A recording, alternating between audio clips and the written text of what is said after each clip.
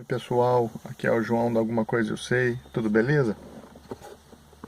Bom, galera, estão dando sequência aí no vídeo anterior e agora vocês vão compreender melhor o porquê que eu dei essa introdução a esse assunto de vibrações, eletromagnetismo, né? E querendo puxar para a questão do ouro de Ofir, né? E automaticamente eu teria que falar então do ouro monoatômico também. Então, qual que vai ser o foco desse vídeo? É falar do ouro de Ofir, né? Ofir é uma região citada na Bíblia, né? Cuja qual, ali no contexto imediato, é uma região muito rica em ouro, um ouro puro, um ouro diferenciado, né? E, segundo conta a narrativa bíblica, Salomão, o rei Salomão, para construir o templo, ele precisou se usar de mão de obra fenícia, né? Ele acabou tendo ali um elo, né? Uma certa amizade aí com construtores fenícios, né? E dentre eles, o Salomão tinha um assim mais próximo, que era o tal do Irã, muito provavelmente o Irã Abif da maçonaria, né? E o Irã, ele era um grande construtor, né? E só que os fenícios, eles também eram grandes navegadores, né? Eles eram grandes navegadores marítimos, né? Eles conseguiam, já era assim, os primeiros povos a conseguir atravessar terras longínquas, né? De ilha a ilha, pelos oceanos. E aí que entra um mistério aqui, né? Porque não se sabe com certeza ainda qual era, com precisão, aonde que ficava situada essa terra de Ofir, né? Mas muitos apontam com fortes indícios que pode ser o Brasil, né?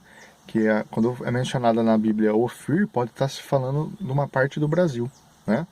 E aí, pessoal, aí que fica interessante a história, porque existem relatos, existem inclusive alguns indícios, né, algumas evidências de que os fenícios, né, mais de 2.000 anos, há mais de 3.000 anos atrás, né, cerca de 1.000 anos antes de Cristo, nessas proximidades, contemporânea do rei Salomão, eles navegaram e vieram aqui nas Américas, vieram até as Américas, em busca desse ouro de Ofir.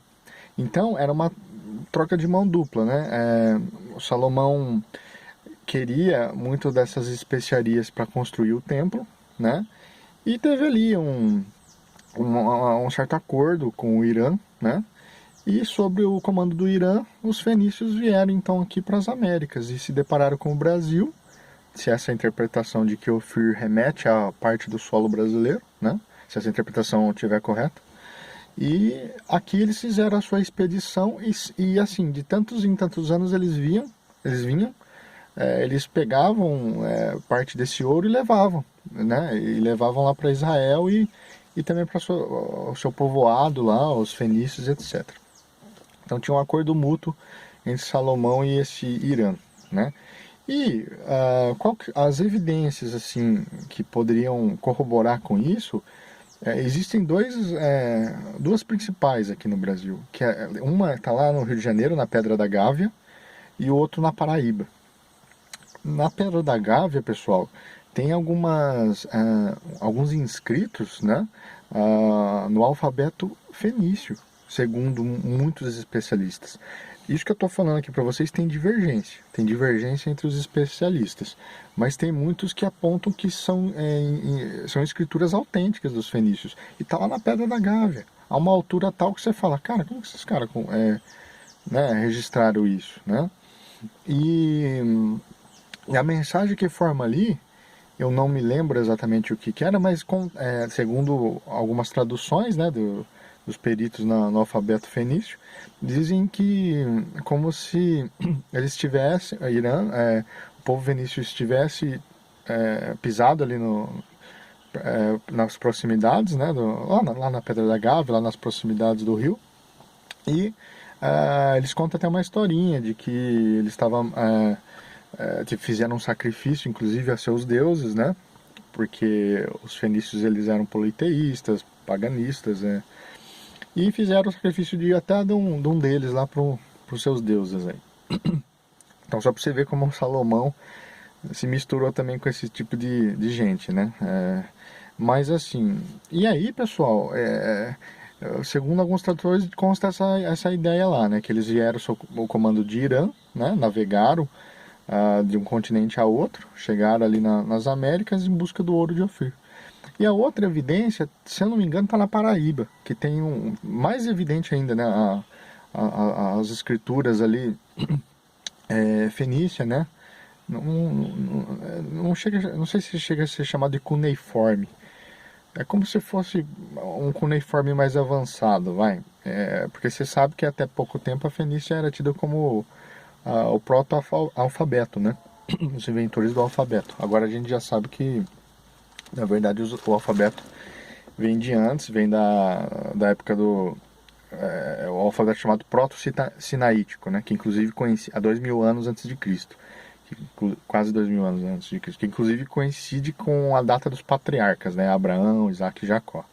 E o alfabeto fenício coincide com a data contemporânea de Moisés, só para a título de exemplo aqui. Mas, voltando no assunto, então, existem essas evidências, mas elas não são incontroversas, né?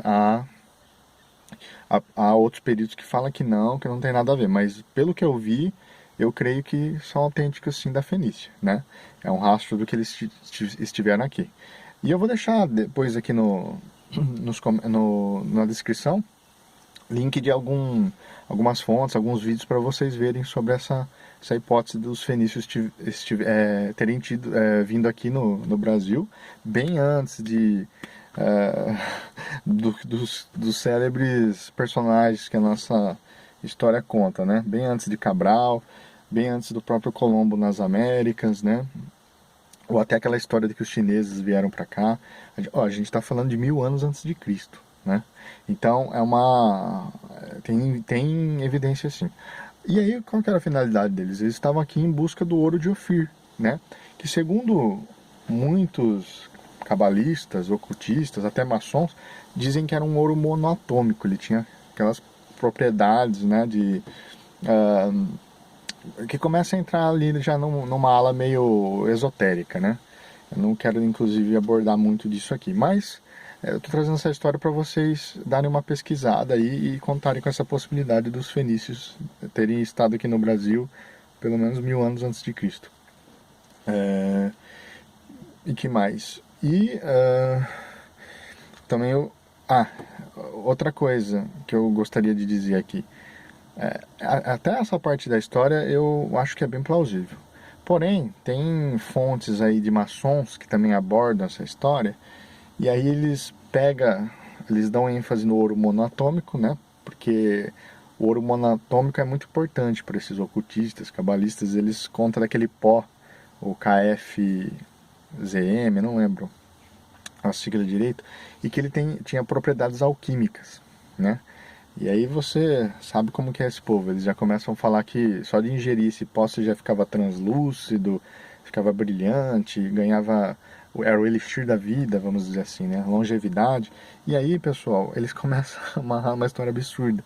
Que eu já vi maçons dizendo que esse pó da vida, né? Que é esse pó do ouro monatômico, ele foi encontrado no Monte Horebe, embaixo do Monte Horebe. E o Monte Horebe foi onde Moisés teve aquela experiência com a sarça ardente, que foi como uma teofania, né? Como Deus se manifestou nos elementos ali naquele momento, naquele contexto.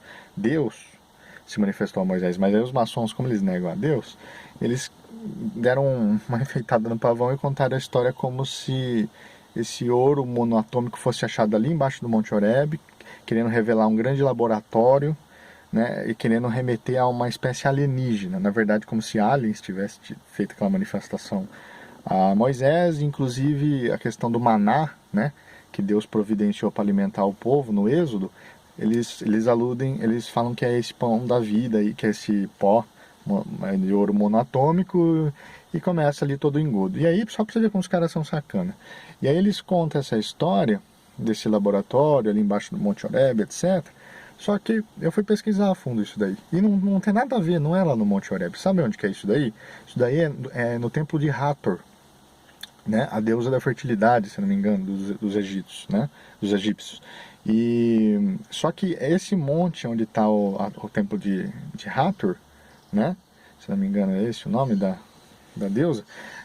Ela fica na banda de cá do Mar Morto, fica aquém do Mar Morto, e não na banda de lá do Mar Morto, mais próximo a Israel, né? Se você pegar uma comparação, ele fica esse do templo de Hathor fica mais próximo do Egito, né? E ali, quando você vê na passagem de que Deus se manifestou a Moisés, a sarça ardente, ele estava na banda de lá do Mar Morto, porque Deus estava dando a ordem para ele voltar, né, para vir libertar os israelitas do jugo de Faraó, né, que os israelitas estavam sob uma escravidão já de 400 anos na mão do Faraó. Então, veja como que a Bíblia é certeira nas suas geolocalizações. Já os maçons, eles vão lá, pega algum fundo de verdade e distorce onde tem que distorcer e aí monta a narrativa. Você viu como que é? Então eu só estou falando isso para vocês entenderem, né? Quando vocês forem pesquisar esse tipo de história, façam o filtro, ativem o filtro de vocês, porque nem tudo, né, o que reluz é ouro, né? Então, mas quanto à questão dos fenícios terem vindo aqui no Brasil, eu acho que é uma forte hipótese, sim, eu conto bastante com isso. Agora, quando começa a envolver essa questão do ouro monoatômico, né, com propriedades alquímicas, o elixir da vida, aí já, para mim, começa a entrar nessas lendas cabalistas, ocultistas, que eu tô já careca de saber também, né? E como eu disse, os maçons e esses figurantes, eles começam a usar dessas chancelas aí para criar suas narrativas esdrúxulas, né? E uma delas é essa, né, de que não condiz com a realidade, né? Que esse pó tinha um laboratório ali de ouro monoatômico desse pó KFMZ embaixo do Monte Horebe, não é verdade? Estava embaixo do templo de Hathor, né? Muito aquém do Mar Morto, muito longe. Se eu não me engano, era 1000 quilômetros de distância do Monte Horebe, né? Então é distante pra caramba. Bom, pessoal, então o vídeo é esse. Eu vou terminando aqui para não ficar muito longo. Vou deixar aqui que eu tiver de referência aqui os links, né, para vocês pesquisarem aqui na descrição do vídeo, tá? Peço que se gostaram que curtam esse vídeo, que compartilhem e se inscrevam no canal. Um grande abraço.